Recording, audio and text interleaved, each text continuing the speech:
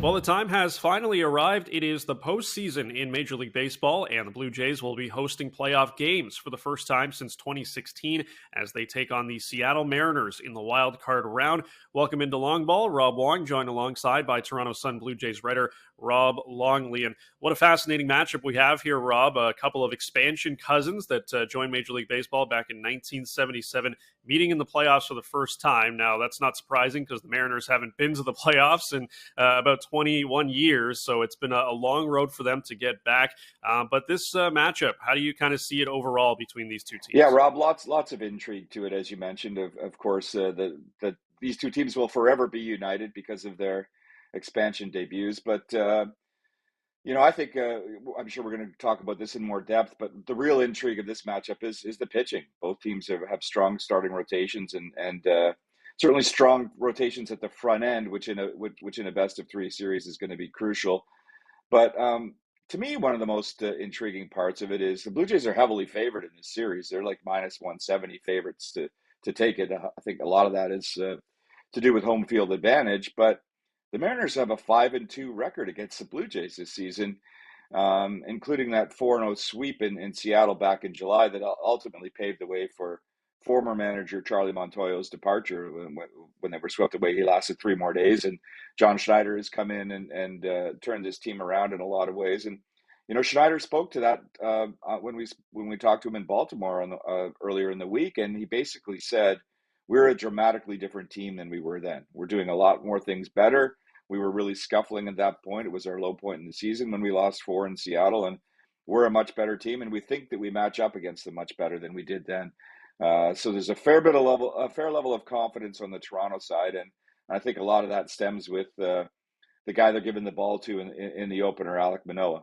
Yeah, so no surprise with Manoah going in game number one. I think a lot of people were curious where the Mariners would go. Robbie Ray, the big offseason signing, of course. They've got a young stud in Logan Gilbert, but it's the trade deadline acquisition in Luis Castillo getting the call in game number one, and definitely makes a lot of sense with his ability to get right-handed batters out, and the Blue Jays are, obviously chock full of that. But, when you look at this pitching, the starters up front, obviously are going to go blow for blow, whether it's, Gausman, Stripling, Gilbert, Ray, Manoah, Castillo. But this Mariners bullpen has been one of the best in all of baseball this year. And the Blue Jays, their pen has been up and down, but over the last, couple of months here, the acquisition of Anthony Bass definitely made a big difference. But, are these pens maybe a little bit closer now with the way things have gone over the last several weeks? How do you view the edge in pitching for both of these Yeah, teams? maybe in a short series we call it a wash for the starting rotation anyway, and then we take a deeper look at the bullpen. And you're exactly right, Rob.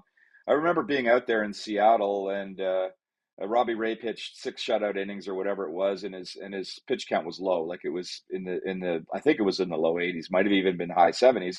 And I said to myself, why are they taking him out of the ball game? And then in the next hour, you saw why, because the Mariners just sent out arm after arm after arm with the good swing and miss stuff, and finished off the game rather easily. That's the type of depth that they have there. Now the Blue Jays don't have that kind of depth. It's a different kind of depth that they have.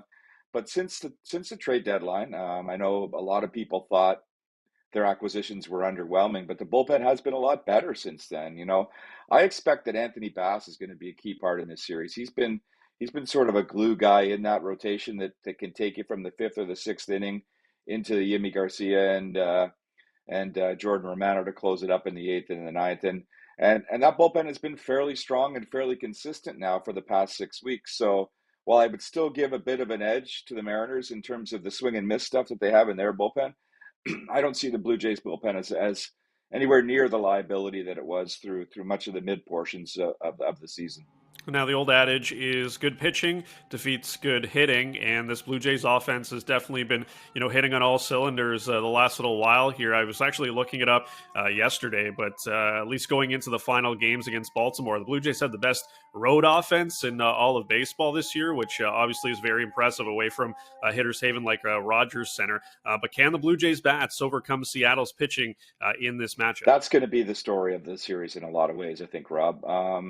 Game one, for example, the over-under in runs is 7. So bookmakers are expecting a tight pitching battle from both teams. So which offense can do the most damage?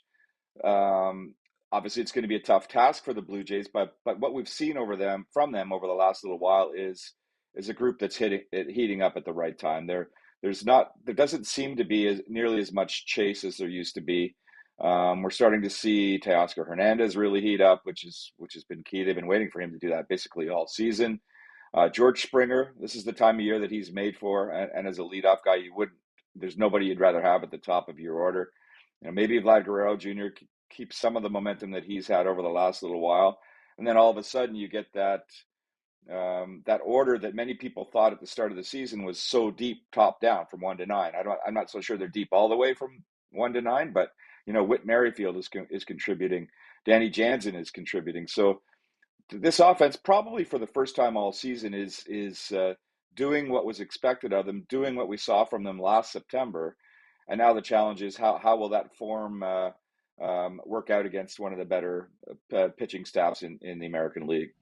So it's obviously going to be interesting to see where the Blue Jays go with their roster, whether they decide to go with more position players or more pitchers heading into this short series, of course. But because it is a short series, Rob, I mean, do you tend to lead more towards having more arms or maybe some more versatility around the field? My hunch, Rob, is that they will go with more versatility.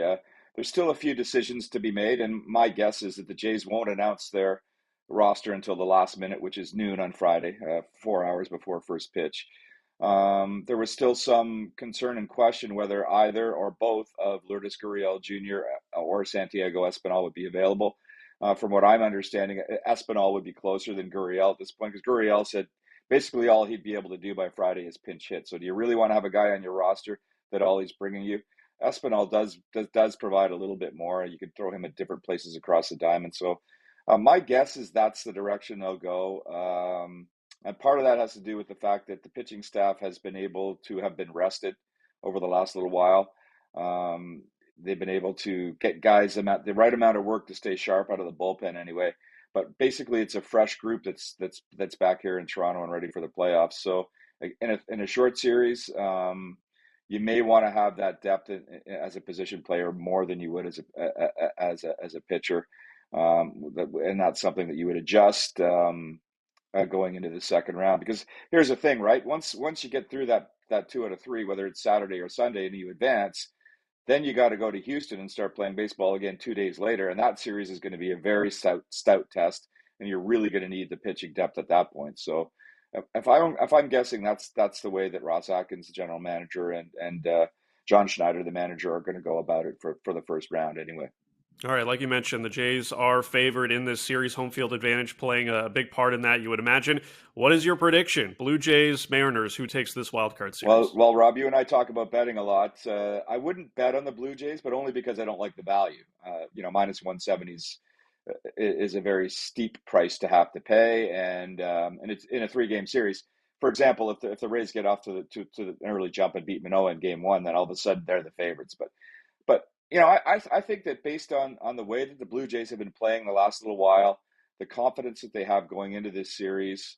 I wrote about this a little bit the other day, speaking with Bo Bichette when we were in Baltimore, and he sort of talked about there might have been times during the season where there was a bit of a lull because this team was kind of expected to make it to the playoffs, and it was like he wasn't saying that they mailed it in at any point, but it was almost like they were waiting for this moment, and sometime fairly recently, within the last month, the green light went on, and it was like, okay, this is time for us to get it all together and go into the postseason in our best form and be ready to make a deep run. And I think that confidence, you can feel it throughout the lineup, be it pitchers or coaching staff and hitters. And I think that confidence plus the home field advantage gives them a real distinct edge. And yeah, I wouldn't even be surprised if the Blue Jays won it in 2.